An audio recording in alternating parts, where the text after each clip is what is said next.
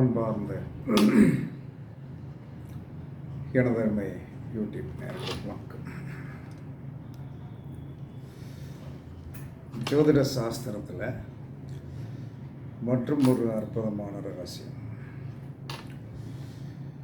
அந்த அற்புதமான ரகசியத்தை எப்படி நம்ம செயல்படுத்தினால் நமக்கு எந்த ஆதிபத்தியத்தில் என்ன சொன்னான்னா இறைவனுடைய கடாட்சம், இறைவனுடைய கடாட்சத்தை பெற்றவர்களுடைய கடாட்சம் நமக்கு கிடைக்கும் என்று சொல்லக்கூடிய ஒரு ரகசியம். நமக்கு இதுக்கு எல்லாத்துக்கும் தெரிஞ்சிருக்கிற வேண்டிய ஒரு விஷயம் என்னென்னா பாதசாரம். இந்த பாதசாரத்தை நம்ம நல்லா நம்மளுடைய கிரகங்கள் எங்கெங்கே நிற்கு அப்படின்னு சொல்லக்கூடிய பாதசாரத்தை நம்ம தெரிஞ்சுக்கணும். இதில் லக்கணம் முதல் கொண்டு மாந்தி முதல் கொண்டு நீங்கள் தெளிவாக தெரிந்திருந்தீர்கள் என்று சொன்னால், இப்போ நான் சொல்ல போகிற விஷயத்தை நீங்கள் ரொம்ப சுலபமாக நீங்கள் செயல்படுத்தலாம். அப்படி என்ன பெரிய ரகசியம் அப்படின்னு எல்லோரும் கேட்பீங்க. ரகசியம்தான். ஜோதிடம் என்ன சொல்லலான்னா எப்பயுமே பிறர் சொல்ல கேட்கணும். புஸ்தகத்தில் எழுதுறது என்ன சொல்கிறான்னா ஒரு நல்லா தான் எழுதுவாங்க, ஆனால் என்ன சொன்னான்னா முடிவுரை சொல்ல முடியாது. ஓரலாக சொல்லி கேட்கக்கூடிய ஒரு தன்மைகள் சிறப்பாக இருக்கும். அப்போ நீங்கள் செய்ய வேண்டியது என்ன அப்படின்னா, 63 நாயன்மார்கள் பிறந்த நட்சத்திரங்கள் உங்களுக்கு தெரியும். 63 நாயன்மார்கள் பிறந்த நட்சத்திரம் உங்களுக்கு தெரியணும். அப்போ அந்த 63 நாயன்மார்களை எந்த ஒரு மனிதன் கோயிலுக்கு போகும்போதெல்லாம், சிவன் கோயிலுக்கு போகும்போதெல்லாம் அந்த 63 நாயன்மார்கள் பிறந்த நட்சத்திரங்களும் அவர் பிறந்த மாதமும் எழுதியிருக்கும். அப்படி இருக்கும்போது என்ன சொன்னான்னா, நம்ம எல்லாருமே என்ன சொன்னோம், சுற்றுவோம், போவோம், ஏதோ பண்ணுவோம், படக்குன்னு வந்துடுவோம். அதனால் என்ன சொல்கிறான்னா நீங்கள் என்ன சொன்னான்னா, அந்த 63 நாயன்மார்கள் இருக்கின்ற இடத்திற்கு போய் அங்கே இருக்கிற என்ன சொல்கிறான்னா அந்த 63 நாயன்மார்கள் இருக்கின்ற அந்த ஒவ்வொருத்தர் பேர் போட்டு மாதம் போட்டு நட்சத்திரம் போட்டிருக்கு. நட்சத்திரம் எந்த நட்சத்திரத்தில் பிறந்தாங்க அப்படிங்கிற அதை போட்டிருக்கு. அப்படி போட்டு வரும்போது போட்டுட்டு நம்ம குறிச்சிக்கிட்டு என்ன சொல்கிறான்னா இப்போ நம்ம பாதசாரத்தில் என்ன சொல்கிறான்னா உங்களுடைய பாதசாரத்தில் லக்கணம் சூரியன், சந்திரன், செவ்வாய், அதுக்கடுத்து புதன், வியாழன், வெள்ளி, சனி,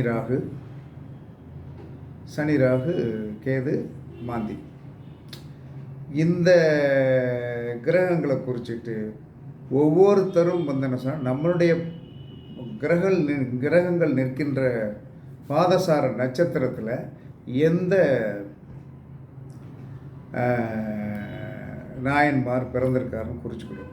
இவ்வளோ தான் நம்மளுடைய லைஃப்பை தலைகீழாக மாற்றிடலாம். எப்படி தலைகீழாக மாற்றலாம் அப்படின்னா, இப்போ ஒரு மனிதனுக்கு என்ன சொன்ன 2ஆம் இடம் பிரச்சனை, 11ஆம் இடம் பிரச்சனை, சுகஸ்தானம் பிரச்சனை, 8ஆம் இடம் பிரச்சனை, ஏதோ ஒரு பிரச்சனை ஒரு மனிதனுக்கு இருந்து கொண்டே இருக்கும்.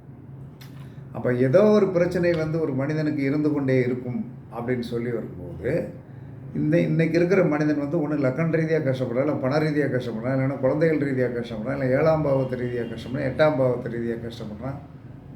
ஏதோ ஒரு இதில் கஷ்டம் தானே இருக்குது. அப்போ இந்த 63 ஞாயிறுமார்கள் சிவனுடைய கடாட்சத்தையே வாங்கினோம். அப்போ சிவனுடைய கடாட்சத்தை வாங்கினவர்கள் அப்படின்னு சொல்லி வரும்போது ஒரு உதாரணம் சொல்லி, அப்பூதி அடிகள் என்று சொல்லக்கூடியவர் சதய நட்சத்திரத்தில் போய் பிறந்தவர். அப்போ ஒரு மனிதனுக்கு சதய நட்சத்திரத்தில் ஒரு கிரகம் இருந்தால் அந்த அப்பூதி அடிகளை என்ன சொல்கிறான்னா நீங்கள் சதய நட்சத்திரம் வருகின்ற என்று அவருக்கு நேராக போய் என்ன செய்ய, ஏன்னா நாயன்மார்களை விளக்கு போடுறதுல யார் என்ன சொல்கிறாங்கன்னா பெரும்பாலும் அங்கே போய் போட மாட்டாங்க. ஏன்னா அவங்களுக்கு அந்த விவரம் தெரியாது. ஒருத்தரது பூரா ஒரு ரவுண்டாக பொருத்தி வச்சுட்டு போயிடுவாங்க. அப்போ அந்த 63 நாயன்மார்களில் இந்த அப்பூதி அடிகள் என்ன சொன்னால் சதய நட்சத்திரத்தில் போய் பண்ணுவோம். அதே மாதிரி ஒவ்வொருத்தரும் ஒரு நட்சத்திரத்தில் பிறந்திருக்கின்ற காரணத்தினால் ஒவ்வொருத்தரும் ஒரு நட்சத்திரத்தில் பிறந்திருக்கிற காரணத்தினால் நம்மளுடைய பாதசாரத்தில் இருக்கின்ற நட்சத்திரங்களுக்கும் அவர்களுக்கும் ஒரு தொடர்பு உண்டு. ஆமாம், தொடர்பு கண்டிப்பாக உண்டு. அப்போ அந்த தொடர்பு கண்டிப்பாக உண்டு அப்படின்னு சொல்லி வரும்போது நமக்கு எந்த நட்சத்திரத்தின் மூலமாக யோகம் வேண்டுமோ, இல்லை நம்ம நார்மலாக நம்மளுடைய பொழப்பு மட்டும் ஓடுனாலே போதும். 10ஆம் இடத்துக்குரிய 10 குடையவர் யாருடைய நட்சத்திரத்தில் போய் உட்காந்துருக்கார் அப்படின்னு பார்த்தீங்கன்னா, அந்த 10 குடையவர் வந்து யாருடைய நட்சத்திரத்தில் உட்கார்ந்துருக்கிறாரோ அவருடைய நட்சத்திரத்தில் யாராவது பிறந்திருக்கிறார்களா, அவருடைய நட்சத்திரத்தில் வந்து யாராவது பிறந்திருக்கிறார்களா அப்படிங்கிற ஒரு விஷயம் வந்து நீங்கள் தெரிஞ்சு வச்சுக்கிட்டீங்கன்னா எப்படி இருந்தாலும் இருக்கும், இல்லாமலாம் போகாது. அப்போ நாம் அதை தெரிந்து வைத்து நம்மளுடைய 10 குடையவன் நின்ற நட்சத்திரம் வருகின்ற நாளில் அந்த நாயன்மாருக்கு வந்து ஒரு விளக்கு போட்டு நீங்கள் வந்து என்ன சொல்கிறேன்னா வந்து அந்த இடத்தில் அவர் முன்னாடி சாஷ்டாங்கமாக விழுந்து வணங்கிட்டு வரணும். பெண்ணாக இருந்தால் அவங்களுடைய ஒரு ஐதீக முறையில் வந்து நீங்கள் வணங்கிட்டு வரணும். அப்போ இது என்ன சொன்னான்னா, எங்கெங்கேயோ போய் வந்து என்ன சொன்னான்னா வந்து அந்த எனர்ஜி கோயிலுக்கு போய் இந்த எனர்ஜி கோயிலுக்கு போய் அதெல்லாம் தெரிஞ்சு வச்சுக்கிடும். எல்லா மனிதனுமே தெரிந்து வைத்து கொள்ள வேண்டிய ஒரு விஷயம் என்னன்னு சொன்னால், எல்லாம் தெரிஞ்சு வச்சுக்கிடும். நமக்கு வந்து என்ன சொன்னா விநாயகர் மாதிரி நம்ம வந்து இருக்கணும். முருகன் ஒரு பழத்திற்காக வந்து 2 பேருக்கு போட்டி, உலகத்தை முதலில் யார் சுற்றி வருகிறார் அவர்களுக்கு பலன்னா, முருகன் வந்து திறமசாலி, நான் பறந்து வந்துடுறேன்னாரு. இவர் என்ன சொன்னார், அம்மையப்பனே உலகம், உங்களை நான் சுற்றி வந்து பழத்தை வாங்கிக்கிட்டேன், நான் ஒன்றும் சொல்ல முடியாது, நீ அப்பாவா அம்மா தான் உலகம், எனக்கு வேறு நான் என்னத்தை போய் உலகத்தை சுற்ற போகிறேன் அப்படின்னு சொல்லி வாங்கிட்டார். அது மாதிரி நம்ம ஊரில் இருக்கிற சிவன் கோயிலே நம்மளுடைய ஜாதகத்தை வந்து ஃபங்க்ஷன் பண்ணுவதற்குண்டான ஒரு அற்புதமான வழி. அதனால் இதில் இன்னொரு பிரச்சனை என்ன தெரியுமா, மாந்தி வந்து என்ன சொன்னான ஒரு மாந்தி நமக்கு எந்த நட்சத்திரத்தில் இருக்கோ அந்த நட்சத்திரத்திற்கு உண்டான சித்தரை போய் வந்து என்ன சொன்னான்னா வந்து நாம் வழிபாடு பண்ணினோம் என்று சொன்னால் உங்களுக்கு மாந்தியால் ஏற்படக்கூடிய பிரச்சனைகள் வந்து கண்டிப்பாக குறையும். 2 குடையவன் யார், 2 குடையவன் இப்போ நம்ம 2 ஃபார்முலாவில் சொல்லியிருக்கோம். நம்முடைய பிறந்த காலத்தில் இருக்கின்ற நட்சத்திரம், அதற்கு 2 குடையவன், 11 குடையவன். அதற்கடுத்து என்ன சொல்லலான்னா வந்து நம்மளுடைய 2 குடையவனுக்கு நம்மளுடைய லக்கணத்திற்கு அல்லது சந்திரனுக்கு 27வது நட்சத்திரம், 22வது நட்சத்திரம், இதெல்லாம் ஒரு கான்செப்ட் இருக்கணும். இப்போ ஓடுகின்ற திசையில் வந்து யார் போய் பிறந்திருக்கிறான், இப்போ நமக்கு என்ன திசை ஓடுகிறதோ, எந்த நட்சத்திரத்தில் சாரம் வாங்கியிருக்கிறதோ அந்த நட்சத்திரத்தில் யார் போய் பிறந்திருக்கிறா அவரை பிடிச்சிக்கிடுது. ஒருத்தர் புதன் திசை வந்து அனுச நட்சத்திரத்தில் அனுசத்தில் யாராவது ஒருத்தர் பிறந்திருப்பார், 63 பேர். அந்த அனுசத்தை போய் பிடிச்சிக்கிட்டோன்னு வைங்க, கண்டிப்பாக அந்த அனுச நட்சத்திரம் வருகின்ற என்று அந்த நாயன்மாருக்கு வந்து என்ன சொன்ன விளக்கு போட்டீர்கள் என்று சொல்லி வரும்போது அந்த அனுச நட்சத்திரத்தோடைய டெபிசிட்டுன்னு ஒன்று இருக்கும். ஒவ்வொரு நட்சத்திரத்திற்கும் வந்து என்ன சொன்னா ஒரு டெபிசிட்டுன்னு இருக்கும். அந்த டெபிசிட்டை வந்து என்ன சொன்னா களைவதற்குண்டான ஒரு சூழ்நிலைகள் வந்து உங்களுக்கு கண்டிப்பாக உண்டாகும். அதனால் இது நாள் வரைக்கும் யார் என்ன சொன்ன நாயன்மார்களை வந்து ஜோதிட ரீதியாக பயன்படுத்தவே இல்லை. நான் பயன்படுத்தியிருக்கேன். ஒரு 4 வருஷத்துக்கு முன்னாடி 4 வருஷத்துக்கு முன்னாடி பயன்படுத்தியிருக்கேன். என்ன காரணம்னா என்னுடைய குழந்தை கல்யாணத்திற்காக பயன்படுத்தியிருக்கேன். திருவாதிரை நட்சத்திரத்தில் எந்த நாயன்மார் பிறந்திருக்காருன்னு அவரை போய் பார்த்துருச்சா, அவருக்கு ஒரு விளக்கு போட்டு அவருக்கு வந்து என்ன சொன்னால் சின்ன மாலை கூட வந்து நம்மளால் வந்து என்ன சொன்னால் போட முடியும் இல்லையா, நமக்கு அந்த தகுதி இருக்கு இல்லையா, அதை போட்டு வந்து குழந்தைக்கு நல்லபடியாக கல்யாணம் நடக்கணும், நல்ல மாப்பிள்ளை கிடைக்கணும், குழந்தைக்கு நல்லபடியாக குழந்தை பிறக்கணும். இத்தனை வந்து என்ன சொல்கிறேன்னா வந்து ஏன் அவர்கள் நட்சத்திரத்தை குறித்து வைத்தார்கள், அவர்கள் விவரம் இல்லாமல் என்ன சொல்கிறாங்கன்னா வந்து அப்பூதியடிகள் அப்படின்ட்டு போட்டுட்ருக்கலாம், இல்லை வந்து திருமூலர் இவருன்னு போட்டிருக்கலாம், திருஞான சம்பந்தர்னு போட்டிருக்கலாம், அப்படி பேரை மட்டும் போட்டிருக்கலாம். அந்த அம்மா வந்து என்ன சொல்லலான்னா வந்து மாம்பழத்தை வந்து எடுத்து கொடுத்தது இல்லையா, இந்த அம்மா ஒரு அம்மா, அது நல்ல பேர், அந்த அம்மாவோட பேரை மட்டும் போட்டு விட்டுருக்கலாம். ஏன் நட்சத்திரத்தை போட்டார்கள் அப்படிங்கிறது இப்போ புரியுதா? அப்போ 63 நாயன்மார்களும் உங்களுக்கு உதவ தயாராக இருக்கிறார்கள். நீங்கள் வந்து என்ன செய்யணும்னா உங்களுடைய 11 கிரகங்கள் லக்கணம் முதல் மாந்தி வரை எந்த கிரகம் அப்படின்னு சொல்லிட்டு கரெக்டாக பாதசாரத்தை எழுதுங்க. பாதசாரத்தில் எழுதிட்டு லக்கணம் எந்த நட்சத்திரத்தில் இருக்கிறதோ அந்த நட்சத்திரத்திற்கு உண்டான நாயன்மார் யார். சூரியன் என்ற நட்சத்திரத்திற்குண்டான நாயன்மார் யார்? சந்திரன், செவ்வாய், புதன், வியாழன், சனி, ராகு, கேது, மாந்தி, இத்தனை பேர் நின்ற நட்சத்திரத்திற்கு உண்டான நாயன்மார் யார் என்பதை நீங்கள் பார்த்து கண்டிப்பாக வந்து குறித்து வைத்து அந்த காலம் வரும்போது, அந்த நட்சத்திரம் வரும்போது, அந்த நாயன்மாரை மாதத்தில் ஒரு தடவை வரும்ல, மாதத்தில் ஒரு தடவை வந்து வரும்போது நம்மளுடைய நோய்வாய்ப்பட்டிருந்தோம் என்று சொன்னால், நம்மளுடைய லக்கணத்திற்கு லக்கண புள்ளி நின்ற நட்சத்திரத்திற்கு, லக்கணாதிபதி நின்ற நட்சத்திரத்திற்கு இந்த நேரமெல்லாம், அந்த நேரம்லாம் வந்து என்ன சார், அந்த 2 நட்சத்திரம் லக்கண புள்ளி லக்கணாதிபதி நின்ற நட்சத்திரம், இது 2க்கு போய் என்ன சார், முதல்ல வந்து மனிதன் உடல் செழுமையாக இருக்க வேண்டும், உடல் நோய் இல்லாமல் இருக்க வேண்டும். அப்படி நோய் இல்லாமல் இருந்தால்தான் நாம் எதையுமே வந்து என்ன சொல்லணும், வாழ்க்கையை வாழ முடியும். அப்போ நோயோடு இருந்து வந்து என்ன செய்ய, எந்த சாதனையும் நம்மளால் பண்ண முடியாது.